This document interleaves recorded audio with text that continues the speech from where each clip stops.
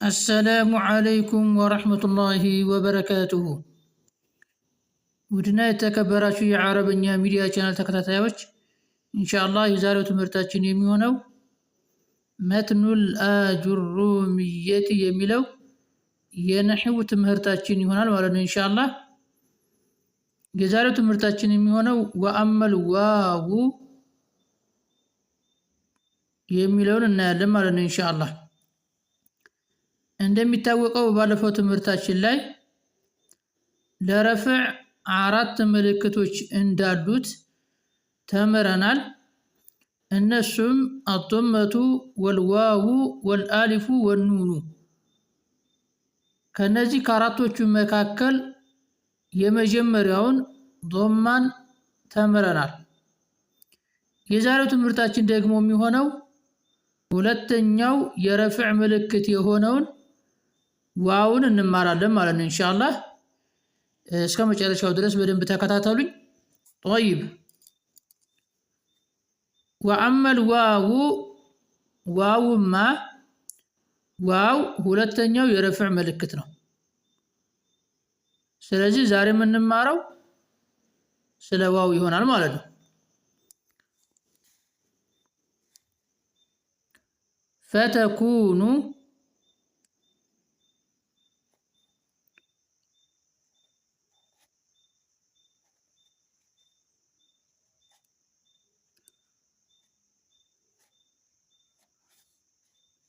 فتكون ትሆናለች ማለት ነው። ዋው ዓላመተን ምልክት ዓላመተን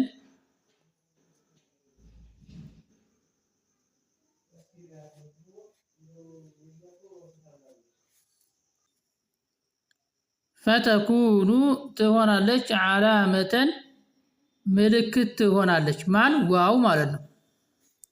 طيب للرفع لرفع للرفع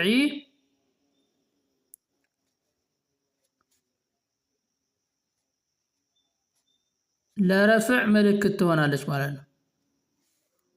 طيب في موضعين في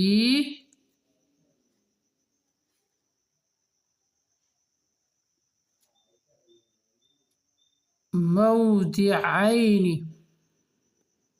ሁለት ቦታዎች ላይ ማለት ነው።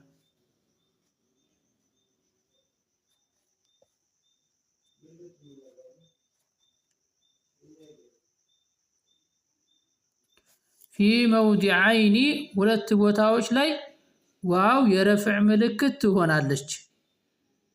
በባለፈው ትምህርታችን ላይ ዶማ አራት ቦታዎች ላይ የረፍዕ ምልክት እንደሚሆን ተምረናል። ዋው ደግሞ ሁለት ቦታዎች ላይ ብቻ ነው የረፍዕ ምልክት ሆኖ የሚመጣው ማለት ነው። ሁለት ቃላቶች ላይ ብቻ ማለት ነው።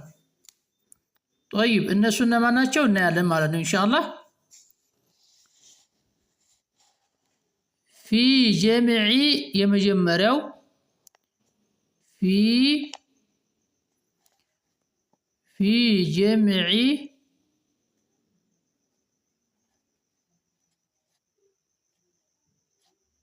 في جمع المذكر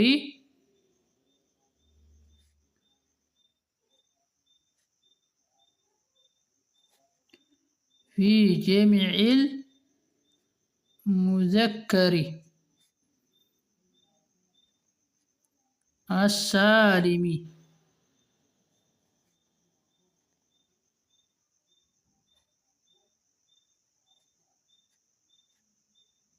طيب في جمع ስብስብ ላይ ጀምዕ የምንለው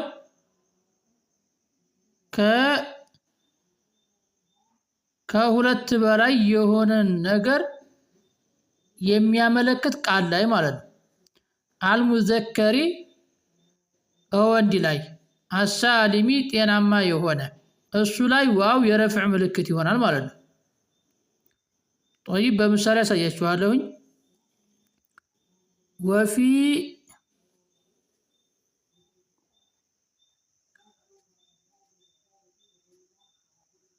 وفي الأسماء وفي الأسماء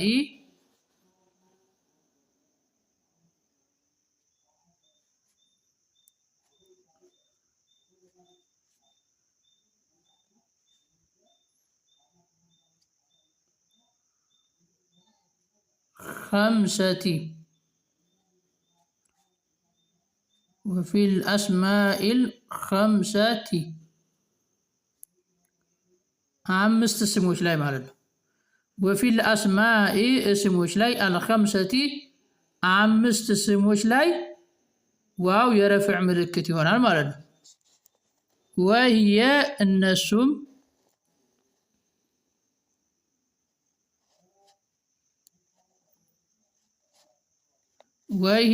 እነሱም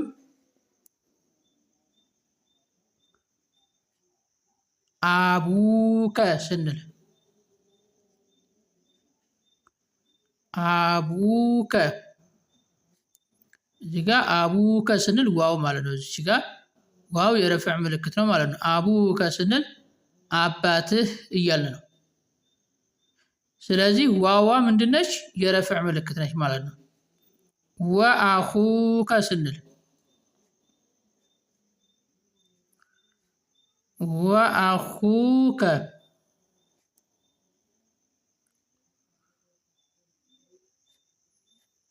ወንድምህ ስንል ማለት ነው። እቺ ዋው የረፍዕ ምልክት ነች ማለት ነው።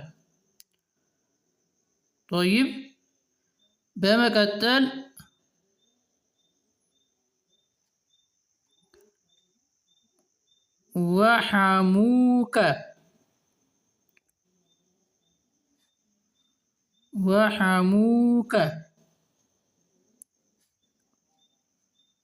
ወሐሙከ ስንል ዋው ማለት ነው።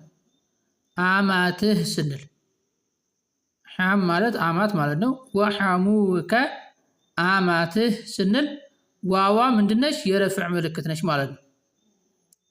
ጦይብ ወፉከ ስንል ደግሞ ወፉከ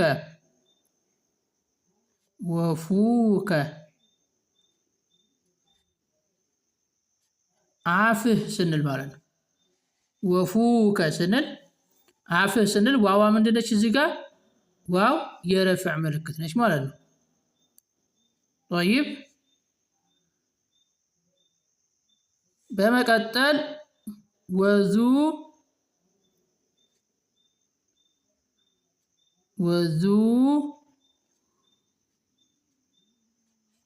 ማሊን ስንል ማለት ነው። ማሊን እዚህ ጋር ወዙ ማሊን የገንዘብ ባለቤት ዙ የምትለዋ ባለቤት የሚለውን ትርጉም ይሰጠናል። ወዙ ማሊን እዚህ ጋር ማል የሚለውን ልንቀያየረው እንችላለን። ወዙ ዒልሚን ማለት እንችላለን። የፈለግነውን ቃል ትርጉም በሚሰጥብን መልኩ መቀየር እንችላለን። ወዙ ኹሉቂን ማለት እንችላለን። ስለዚህ የገንዘብ ባለቤት፣ የጥሩ ስነ ምግባር ባለቤት እያልን ሌሎችንም ቃላቶች ልንቀያየር እንችላለን ማለት ነው። ለማንኛውም ወዙ ስንል ዋዋ ምንድነች? እዚህ ጋር የረፍዕ ምልክት ነች ማለት ነው። ስለዚህ እነዚህ አምስት ስሞች ላይ ዋው የረፍዕ ምልክት ትሆናለች ማለት ነው። ጦይብ እስኪ ከመጀመሪያው ጀምሮ አንድ ጊዜ ልድገምላችሁ ማለት ነው። ወአመል ዋው ዋውማ ዋው ሁለተኛው የረፍዕ ምልክት ነው። የዶማ ምትክ ማለት ነው። ዶማን ተክቶ የሚመጣ ነው። ለማንኛውም ዋው የረፍዕ ምልክት ነው እና ወአመል ዋውማ ፈተኩኑ ትሆናለች ዓላመተን ምልክት ትሆናለች። ለማን? ሊረፍዒ ለረፍዕ ምልክት ትሆናለች። ፊ መውዲዐይኒ ሁለት ቦታዎች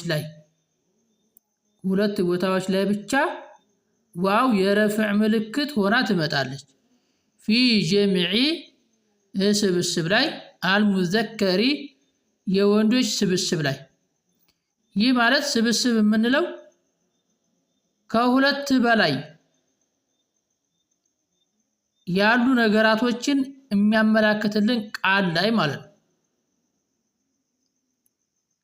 ከሁለት በላይ ያሉ ነገራቶችን የሚያመላክትልን ቃል ላይ በምሳሌ እናየዋለን። አሳሊሚ ጤናማ የሆነ። ጤናማ የሆነ ስንል ምንድነው? ባለፈው እንደተማርነው ዋና ቃሉ ሳይቀየር መጨረሻው ላይ ብቻ ዋውና ኑን በመጨመር ወደ ጀምዕ የምንቀይረው ቃል። ዋናው ቃል ላይ ዋውና ኑን ነው የምንጨምረው። እንደዚሁም ያ እና ኑንም ይጨመራል። ጀምዕ አልሙዘከር ሳሊም ይሆናል። ነገር ግን ያ እና ኑን የምንጨምረው ነስብ ላይና ጀር ላይ ብቻ ነው።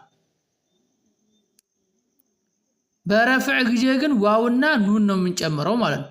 እና መጨረሻው ላይ ዋውና ኑን በመጨመር ወደ ጀምዕ የሚቀየር ቃል ምን ይባላል? ጀምዕ አልሙዘከር ሳሊም ይባላል ማለት ነው።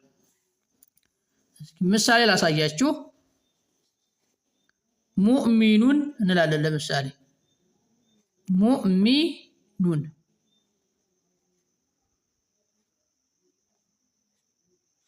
እዚህ ጋር ሙእሚኑን የሚለውን ቃል ሙእሚኑነ እንላለን ማለት ነው። ሙእሚኑነ መጨረሻው ላይ ሙእሚኑነ ይሄ ጀምዕ አልሙዘከር ሳሊም ይባላል። መጨረሻው ላይ ምን አደረግ? ዋውና ኑንን ጨመርን ማለት ነው። እና ዋው ምንድነው? ዋው የረፍዕ ምልክት ነው ማለት ነው። ስለዚህ ይሄ ጀምዕ አልሙዘከር ሳሊም ይባላል። ወንዶችን ነው የሚያሳየው። ወንድ ሙእሚኖችን ከሁለት በላይ ያሉ ወንድ ሙእሚኖችን ወይንም አማኞችን ነው የሚያመላክትልን ማለት ነው። ለምሳሌ ሌላ ቃል አሳያችሁ ደግሞ። ለምሳሌ ሌላ ቃል ሙደሪሱን እንበል።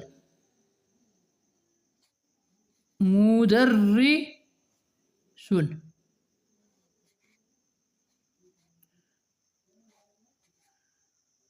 ሙደሪሱን ይሄንን ምን እንላለን? ሙደሪሱነ ሙደሪሱነ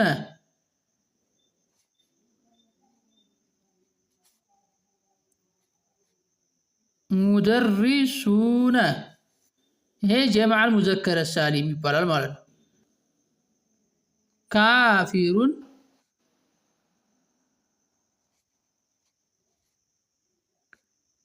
ካፊሩን የሚለውን ቃል ስናይ እዚህ ጋር መጨረሻው ላይ ዋውና ኑን ስንጨምርበት ካፊሩነ ይሆናል። ካፊሩነ ይሄ ምንድነው? ጀምዕ አልሙዘከር ሳሊም ይባላል ማለት ነው። ዋውን የረፍዕ ምልክት እንለዋለን ማለት ነው። በዶማ ምትክ የሚመጣ ነው። ኑኑ ደግሞ መጨረሻ ላይ ያለው ኑን የተንዊኑ ምትክ ነው። እዚህ ጋር ሙእሚኑን ስንል ን የምትለዋለች አይደለ? በእሷ ልውጫ የመጣ ነው ኑኑ ማለት ነው። ስለዚህ እንደዚህ አይነት ቃል ምን እንለዋለን? ጀምዕ አልሙዘከር ሳሊም እንለዋለን ማለት ነው። ጠይብ ወፊል አስማኢል ኸምሰቲ አምስት ስሞች ላይም ዋው የረፍዕ ምልክት ይሆናል። ወህየ እነሱም አምስት ስሞች የምንላቸው አቡከ አባትህ ስንል ካፏ ልትቀያየር ትችላለች። አቡኪ ብንልም ያው ነው አባትሽ። ወአኹኪ ወንድምሽ፣ ወሐሙኪ አማትሽ ብንል ማለት ነው። ወፉኪ አፍሽ፣ ወዙ ማሊን እዚህ ጋር ደግሞ ማል ያልነውን በሌላ ቃል ሊቀየር ይችላል ማለት ነው። ለማንኛውም ዙ የሚለው ባለቤት የሚል ትርጉም ይሰጠናል ማለት ነው። የገንዘብ ባለቤት፣ የጥሩ ስነ ምግባር ባለቤት የእውቀት ባለቤት ማለት ብንፈልግ ወዙ ዒልሚን እንላለን ማለት ነው። እና እነዚህ 5 ቃላቶች ላይ ዋው የረፍዕ ምልክት ይሆናል ማለት ነው። طيب እና ለዛሬ እስከዚህ ድረስ ይበቃናል። ወሰላሙ አለይኩም ወራህመቱላሂ ወበረካቱሁ።